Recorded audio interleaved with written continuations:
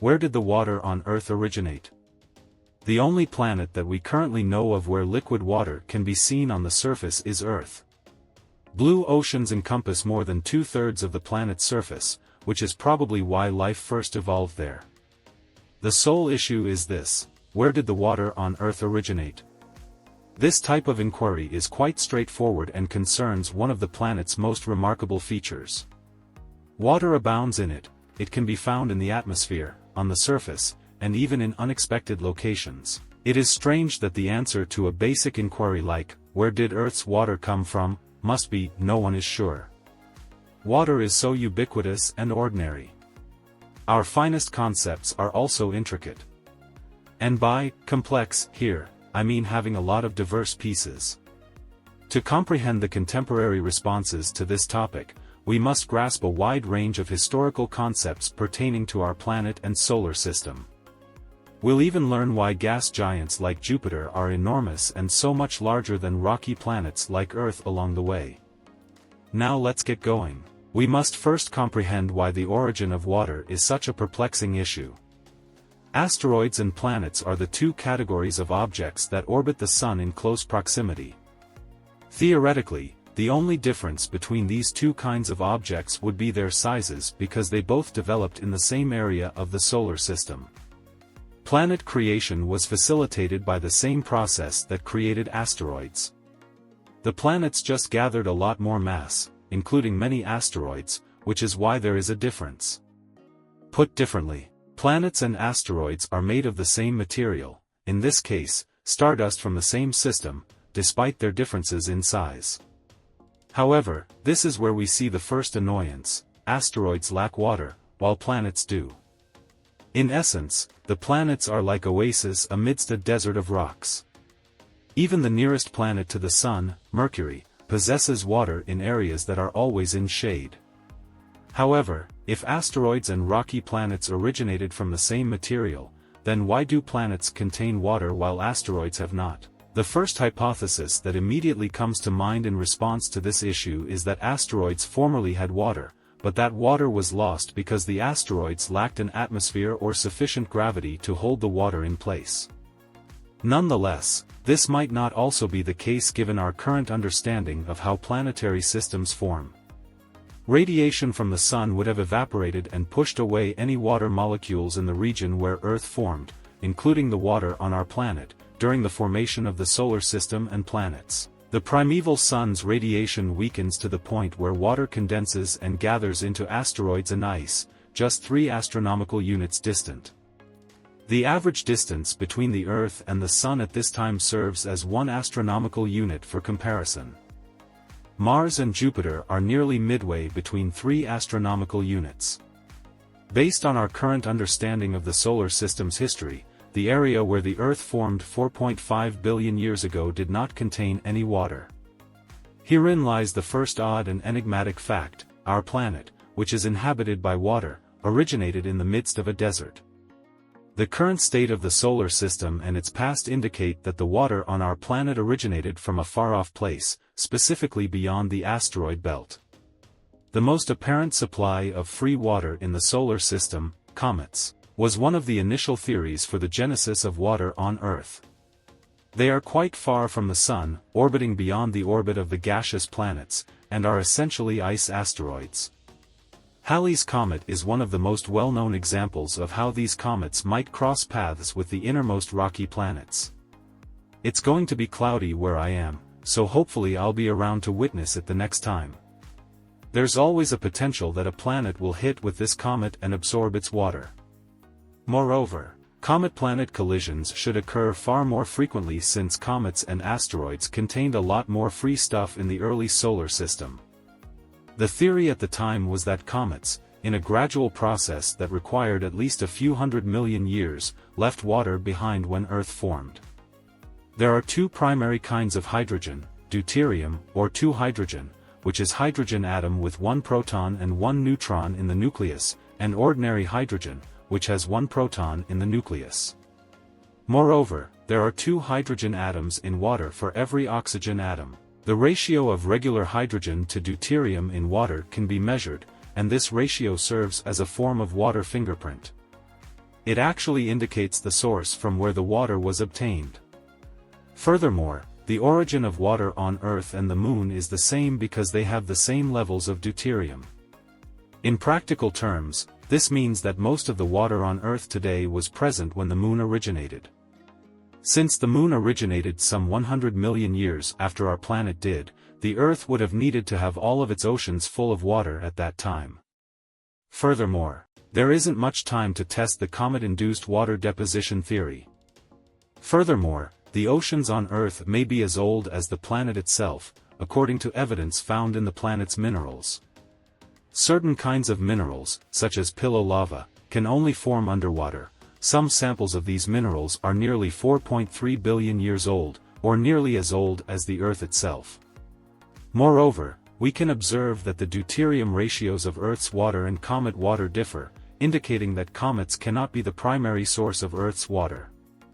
To make matters worse, current research indicates that the majority of the water on our planet may be located as hydrated minerals in rocks that are part of the Earth's crust and mantle. Water is a component of the mineral composition of hydrated minerals, which are essentially stones that contain water. It's quite likely that most of the water on our planet is dispersed across hydrated minerals and that the oceans only contain a small part of the total water. If the majority of our planet's water is found within, this indicates that water was acquired by the planet during formation, right where the solar system should be dry, as we recently observed. Once more, where did Earth's water originate? Again, we don't quite sure, but new research raises the ludicrous prospect that asteroids may have contributed to the formation of Earth's water. Indeed, as I mentioned not even 5 minutes ago, not all asteroids are completely dry. There is some water on asteroids at the outermost region of the asteroid belt, particularly in the form of hydrated minerals. It's not like you drink water, even the minerals are hydrated. Actually, hydrated rocks were discovered in 5 grams of asteroid material that the Japanese spacecraft Hayabusa carried back to Earth after visiting an asteroid known as Ryugu. Moreover, during the solar system's creation, when there were a lot of asteroids that were far enough out to contain a lot of water, asteroids would have been considerably more common.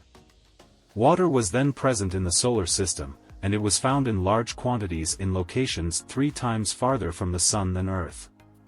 The question at hand is how this water got to be on Earth. The theory goes that water, not water-containing asteroids, may have rained on the inner solar system. I simply need to add one more thing to wrap this up. When asteroids collide, ice sticks better than rock. When 2 asteroids made entirely of rock collide, they fragment and release dust and debris. When an asteroid collides, water can rapidly freeze on the surface, evaporate, and be released from hydrated minerals. Water was therefore excellent at collecting during the formation and collision of solar system objects. Giants like Jupiter are undoubtedly giants for precisely this reason. In the solar system, they developed in an area with an abundance of water. Unlike rocky planets like Earth, the seeds of these worlds were mostly composed of ice. Since ice accumulates more quickly than rock, gaseous planets in the early solar system simply expanded larger until their gravity could draw in more stuff, whereas rocky planets took 10 times longer to do the same. Much more material than ice-seeding gaseous worlds. At the time of planet formation, the solar system looked like this. The Sun had just formed and was essentially an aggregation of interstellar gas that was undergoing nuclear fusion and producing light. We had a disk of gas and dust, including water, surrounding the Sun. The light from the Sun lit up this disk, and the pressure from the radiation caused the water to evaporate very near to the Sun. This was particularly true prior to the Sun's stabilization and little cooling. Dust and more dust collided as the dust disk rotated, clumping the particles together to form asteroids and protoplanets. Larger clumps of matter and the seeds of planets were already there within a few million years. There was a lot of water on asteroids that were sufficiently separated from the Sun, and none at all on asteroids that were near the Sun. Herein lies the solution to the question of how this water got to Earth. The Earth was not struck by water asteroids directly. The distances were too enormous for this to be practical. The only thing that water-containing asteroids could do was collide with other asteroids in the vicinity, which caused them to share some of their water with them. Compared to the initial water asteroids, several of these asteroids were closer to the Sun. By colliding with asteroids in a third layer that is even closer to the Sun, asteroids in this second layer of water-bearing asteroids may absorb part of their water. And the water can return to the inner solar system of the Sun, where the Earth was developing, through a series of collisions that transfer the water little by little. Put another way, water came to Earth by means of asteroids that joined our planet during its development, which means that it traveled from one asteroid to another. Put differently, water traveled from impact to impact until it arrived at Earth. The largest asteroid in the Belt, Ceres, has a crater that we have seen where water has been left behind by impact. Furthermore, impacts that move water ought to be more frequent in the solar system as it forms. When this is incorporated into a model, the impact water transfer theory accurately forecasts the current water concentrations on Earth. Nevertheless, we can still see that Earth has a surface that is far more covered in water than the other planets in the vicinity, even with this knowledge and a model that seems to be working. This occurs as a result of the atmosphere on Earth being able to hold water on the surface. Unlike Mercury and Venus, the planet has never experienced sufficiently low temperatures for significant evaporation of water. If this occurs, the water molecule might split into oxygen and hydrogen, with the hydrogen being so light that it could escape the planet's gravity. This phenomenon is even observed on Earth, where the oceans are draining back into space, little by little, and likely held 20% more water than they do now. I just want to remind everyone that this is relatively new research and state-of-the-art science.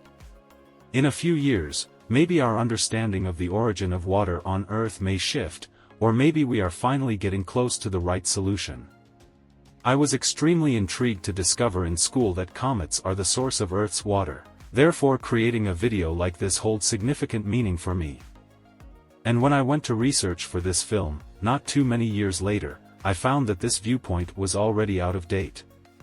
Like most video themes I consider, this one never saw the light of day and was shelved for a few more years.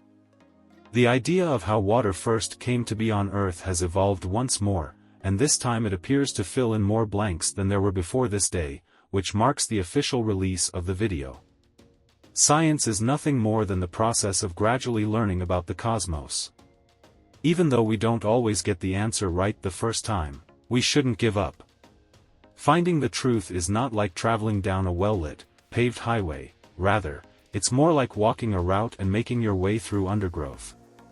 It's a great feeling to learn something new, so I hope this video captivated you as much as it did. Many thanks, until we meet again.